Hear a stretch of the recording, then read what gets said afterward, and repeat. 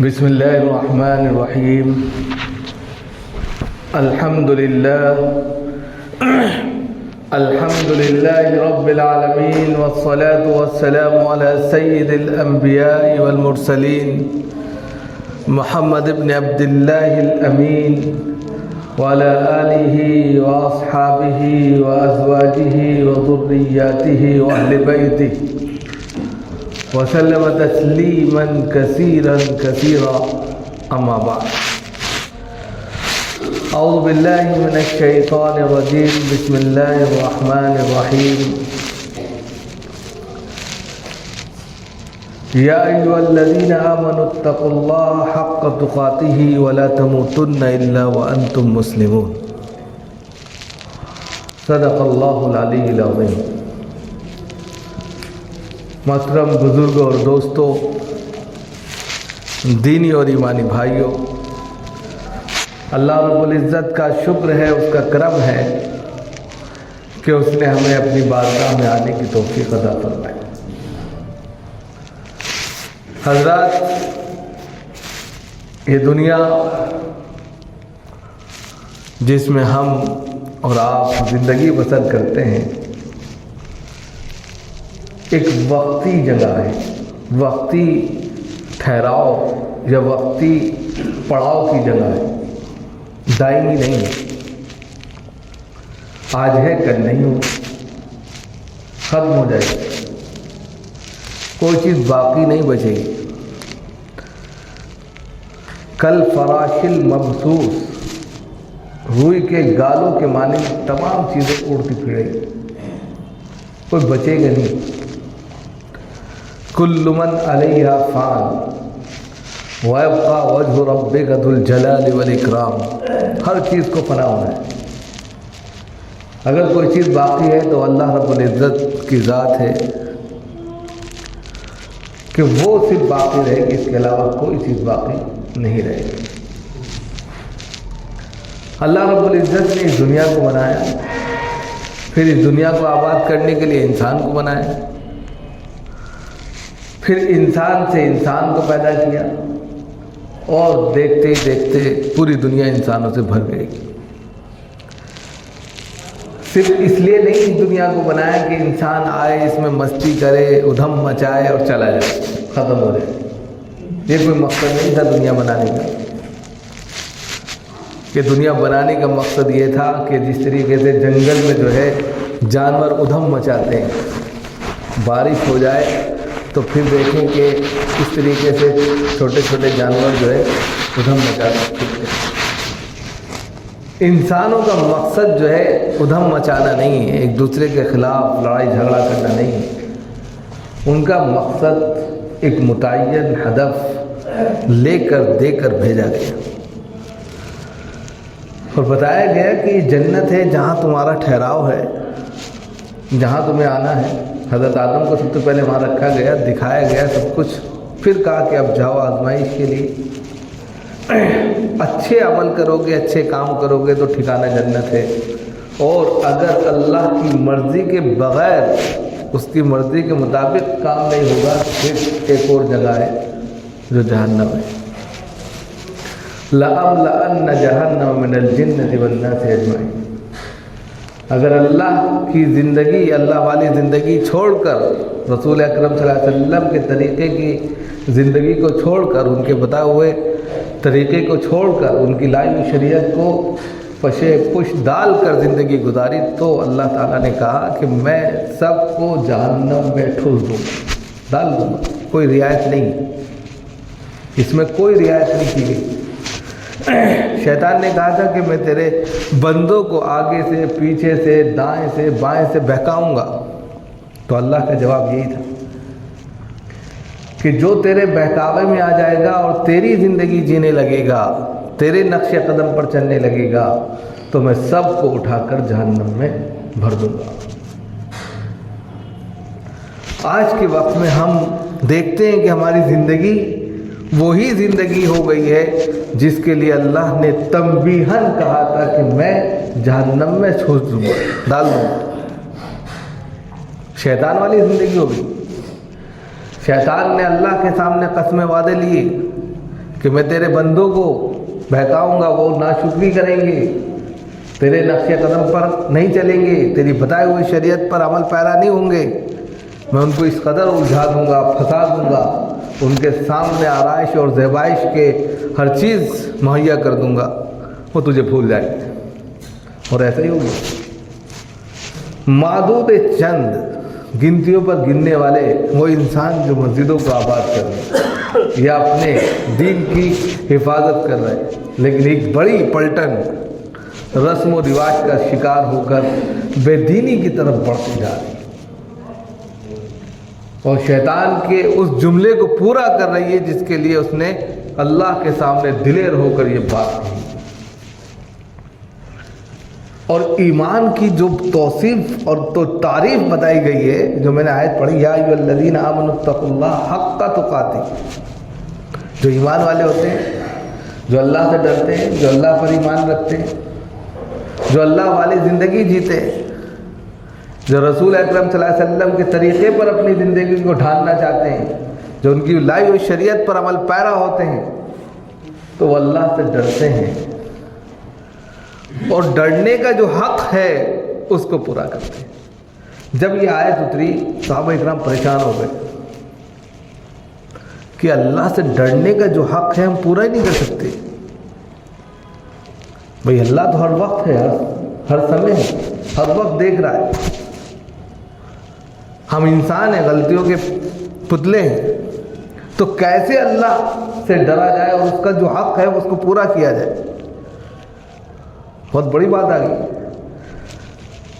صحابہ اکرام رضوان اللہ تعالیٰ علیہم اجمعین اللہ کے رسول صلی اللہ علیہ وسلم کے پاس پہنچے۔ اللہ کے رسول صلی اللہ علیہ وسلم، آپ کے اوپر ایک آیت نازل ہوئی ہے، یا ایھا الذین آمنوا اتقوا اللہ حق تقاتہ، کہ اللہ سے ڈرو جیسا کہ اللہ سے ڈرنے کا حق ہے۔ ہم سمجھ نہیں پائے اور ہم ایسے تو کر ہی نہیں سکتے، اور ظاہر سی بات ہے اگر ہم سب کچھ چھوڑ دیں تو پھر ہم فرشتے بن جائیں گے، پھر دوسری کیٹیگری میں چلے جائیں گے۔ انسان کی جو کیٹیگری ہے، جو فطرت ہے، اس کے اندر تو ساری خواہشات رکھی گئی، گناہ کی طرف مائل ہونا ہے ہی۔ اور اگر ہم سب کچھ چھوڑ کر صرف اللہ کی بھکتی کرتے ہیں تو پھر دنیا کا مقصد پورا نہیں ہوتا۔ جب یہ بات صحابہ اکرام کی طرف سے آئی تو اللہ نے کہا، اللہ کے رسول صلی اللہ علیہ وسلم نے بتایا کہ یہی ایمان ہے، بین الخوف والرجاء، الایمان بین الخوف والرجاء، یہی ایمان ہے کہ ڈر اس قدر لگ گیا کہ پکڑ ہو گئی تو گئے، امید یہ ہے کہ اللہ چاہیں گے تو معاف کر دیں۔ ایمان آخری درجے کا ایمان ہے۔ اگر ایمان ان دونوں چیزوں کے درمیان گھوم رہا ہے، ٹہل رہا ہے، آپ کی زندگی میں ڈاماڈول ہو رہا ہے، اسی کو کہتے ہیں الایمان یزید و ینقص، ایمان گھٹتا بھی ہے بڑھتا بھی ہے۔ جب ہم اللہ والی باتیں کرتے ہیں بڑھ جائے گا، اس کا لیول بڑھ جائے گا، اور جب ہم دنیا داری میں لگ جاتے ہیں تو گھٹ جائے گا آٹومیٹک۔ بس یہیں سے سمجھ لیا جائے کہ جب ہم اللہ والی زندگی جیتے ہیں تو خود بخود حق تقاتہ ہی ادا کرنے لگتے ہیں، اللہ سے ڈرتے ہوئے وضو کرتے ہیں، اس سے ڈرتے ہوئے نماز پڑھتے ہیں، ہر چیز کا اہتمام کرتے ہیں، اللہ دیکھ رہا ہے۔ اگر کسی بھی انسان کے ذہن میں یہ چیز فیل ہو جائے کہ اللہ دیکھ رہا ہے، اس کا ایک قدم بھی آگے نہ بڑھے غلط چیز کی طرف۔ ہم بہت سے مال میں جاتے ہیں، بہت سی جگہوں پر جاتے ہیں، وہاں ایک فریم میں لکھا رہتا ہے آپ کیمرے کی نظر میں ہیں، آپ سی سی فوٹیج کیمرے کی نظر میں ہیں۔ آدمی سترک ہو جاتا ہے، آدمی بڑے اطمینان سے چلتا ہے، اہتمام سے چلتا ہے کہ کہیں میری کوئی ایسی ایکٹیویٹیز ریکارڈ نہ ہو جائے جو میرے اوپر مصیبت داغ بن جائے۔ اور اللہ ٹک ٹکی باندھ کر دیکھ رہا ہے، برابر دیکھ رہا ہے، چپ بند نہیں ہے سب کی۔ آج کے وقت میں اس کو سمجھنا اور آسان ہے، ہر شخص جو ہے ریل بنا رہا ہے، ریل سوشل میڈیا پر ڈال رہا ہے، بڑے اچھے انداز میں وہ شہرت چاہتا ہے، سستی شہرت کے خاطر اپنے آپ کو، اپنے جسم کو، اپنے کردار کو، سب کو بیچ ڈالا. اور اس میں مسلم لوگ بھی ہیں.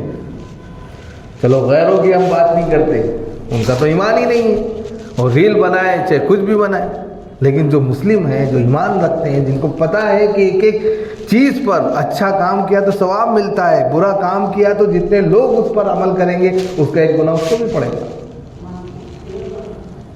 ریل بن رہی ہے، جب وہ ریل ہمیشہ سیو رہتی ہیں، ریکارڈ رہتی ہیں، جب تک آپ خود ڈیلیٹ نہ کریں وہ ڈیلیٹ نہیں ہوتی، اور پھر بھی بیک اپ آ سکتا ہے. تو اللہ کے یہاں تو ساری ریل ویسے بن گئی، اس کو کہاں سے ڈیلیٹ کرو گے؟ ہر ایک کی چپ بنی ہوئی ہے. اللہ رب العزت اسکرین پہ چلا دیں گے، دیکھو یہ ہے تمہارا ریکارڈ.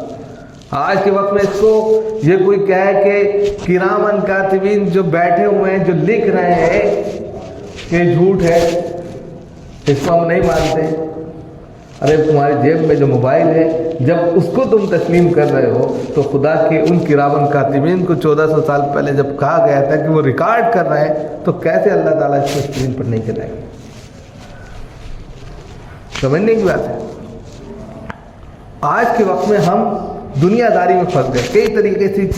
کئی طریقے ہیں ایسے جو ہمیں کراس کرتے ہیں، دین سے الگ کرتے ہیں.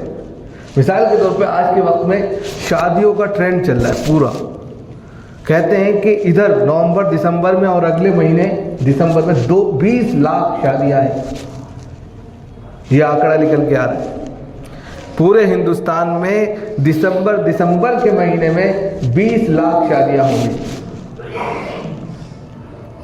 اور ظاہر سی بات ہے ان 20 لاکھوں میں 50,000 تو مسلمانوں کی بھی ہوں گی. اتنے ہی مان لو 1 لاکھ ہوں گی. ان 1 لاکھ کے اندر جو مسلم سمودائے ہے، ہم صرف ان سے مخاطب اور سب کو چھوڑ دیں. وہ کیا کرتے ہیں کیا نہیں کرتے وہ ان کی پرمپرا. صرف مسلم سمودائے کے لوگ شادیوں کے اندر جو طریقہ اختیار کیے ہوئے ہیں اس وقت، ہم کہتے ہیں کہ نماز ایسے پڑھو جائز ناجائز، لیکن شادی اور بیاہوں میں جیسے جاؤ جائز. وہاں دین ہی نہیں نظر آتا. صرف دین کہاں نظر آتا ہے؟ مسجد میں. ہم نے یہ ذہن بنا لیا ہے کہ دین کا نام مسجد ہے. نماز پڑھ لو، کوئی اگر اچھے سے وضو نہیں کر رہا ہے، کوئی باتیں کر رہا ہے، کوئی بیٹھا نہیں ہے، کوئی ادھر جا رہا ہے، وہ بے دین ہو گیا. اور محلے گاؤں دیہات میں سوسائٹی میں جا کر جیسے ادھر مچا وہ دیندار ہے. غلط ہے بھائی. نماز کا کانسیپٹ اللہ سے جڑا ہوا ہے. اللہ چاہیں گے تو معاف کر دیں گے، چاہے سجدہ نہ کیا ہو آپ نے. ایسے کتنے ریکارڈ ہیں. غزوہ احد کے موقع پر ایک شخص کھجور بیچ رہا تھا، تو اللہ کے رسول صلی اللہ علیہ وسلم نے کہا کہ مجھے اس پہاڑ کے پیچھے سے جنت کی خوشبو آ رہی. تو یہ شخص کہنے لگا اچھا لگا. تو اس نے کہا کہ یہ کھجور بیچ. تو کہا اتنا ٹائم کہاں لگے گا کھجور بیچنے کا. اٹھا کر پورا کا پورا ٹوکرا پھینکا اور جا کر احد پہاڑ یعنی کہ غزوہ احد میں شریک ہوا، شہید ہو گیا. جنت ایک سجدہ اس نے نہیں کیا، جنت پہنچ گیا.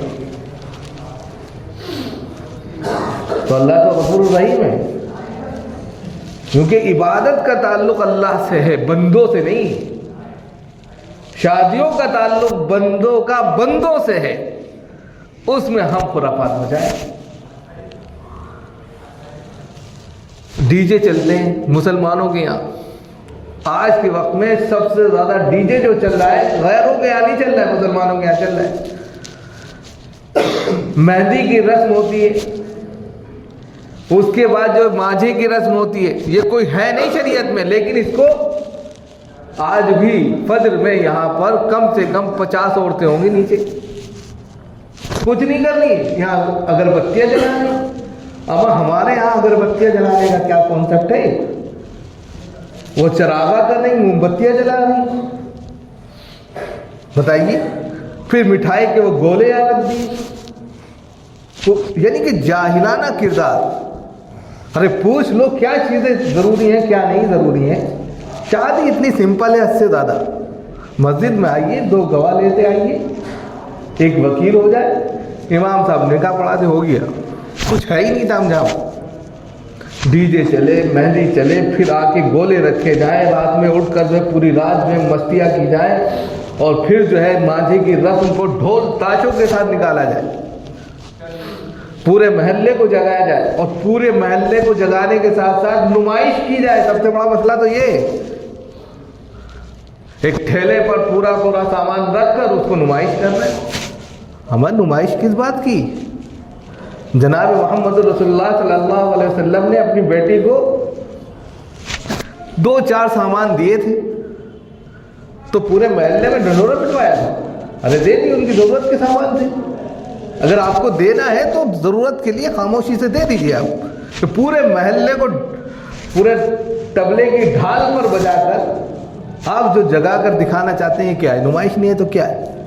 آپ تو چلیے کر رہے ہیں، آپ کے پاس پیسہ ہے، جس کے پاس نہیں ہے تو وہ کیا کرے؟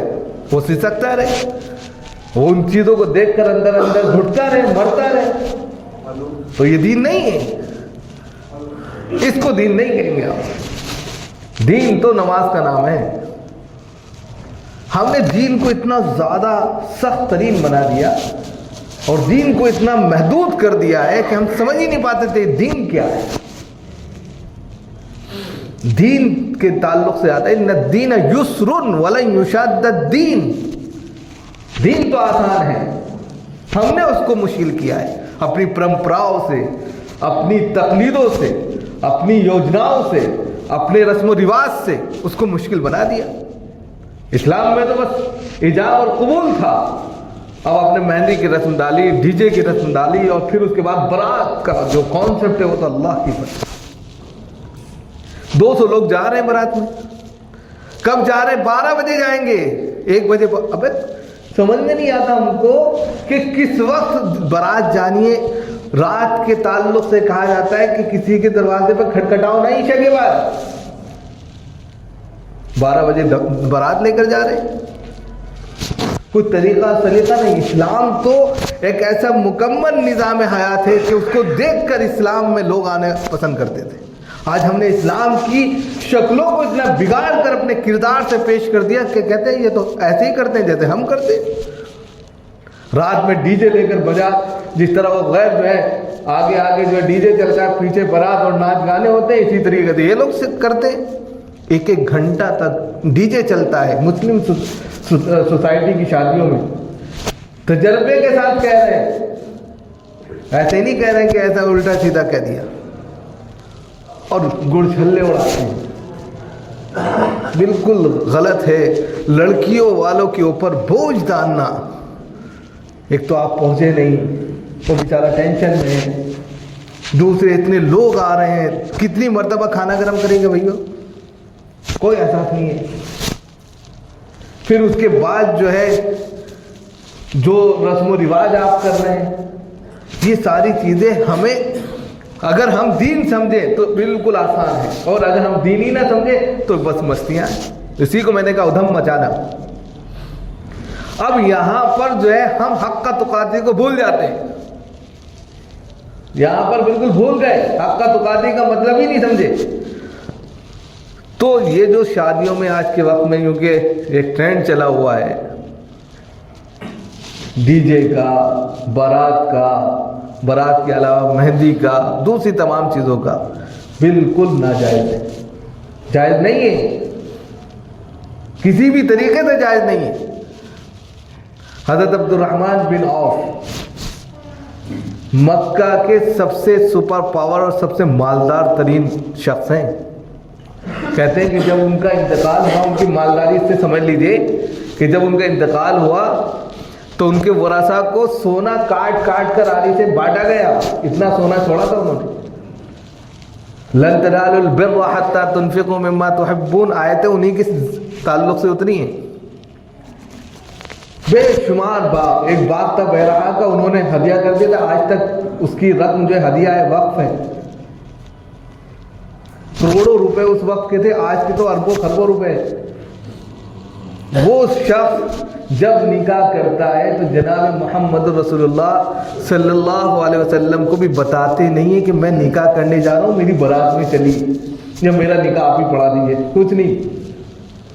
गए, जाकर निकाह करके आ गए। अगले दिन आप सल्लल्लाहु अलैहि वसल्लम के सामने जब हुए तो एक यानी कि रंग था खुशबूदार, जो औरतें लगाती थी वो उनके ऊपर आ गया।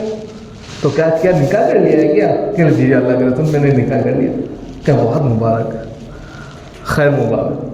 वलीमा करना चाहे एक बकरी से करो। वलीमे के कॉन्सेप्ट है बारात का, शरीकत का, माजे का, मेहंदी का कोई कॉन्सेप्ट नहीं। सीधे गए कर लिए, किसी को नहीं पूछा, ना उनको बुरा लगा। आज के वक्त में तो बुरा लग जाए, अरे पूछा नहीं हमको पूछा ही नहीं। अब कभी नहीं इनको बुलाएंगे, कभी जाएंगे नहीं, हम देखेंगे नहीं उनके यहाँ घर जाएंगे। अरे इसमें बुराई की क्या बात है? उसमें वो अपने एतबार से काम करते। तो ये सारी चीजें ऐसी हैं जो हमको बताती हैं कि या अगर ईमान रखते हैं तो फिर जो अल्लाह से डरने का हक है वो हक अख्तियार कीजिए। ये नहीं कि मस्जिद में आ गए तो 15 मिनट के लिए बस अल्लाह वाले बन गए और उसके बाद में फिर वही उधम मचाने लगे। और हर हाल में मुसलमान रहना, वला तमूतुन्ना इल्ला व अंतुम मुस्लिमून, जिस कंडीशन में रहो, जिस हालत में रहो, मुसलमान बनकर रहो। ये नहीं बेदीन बन गए, दूसरों को खुश करने के लिए अपने हुलिये को बदल दिया। मन तशब्बह बिक़ौमिन फ़हुवा मिन, जिसने जिस कौम की मुशाबिहत इख्तियार की वो उसमें से हो जाता है। लिहाजा इंसान अल्लाह वाला बनकर रहे। ये दुनिया तो फ़ानी है, आज है कल नहीं रहेगी। अल्लाह ताला हम सब पाबंद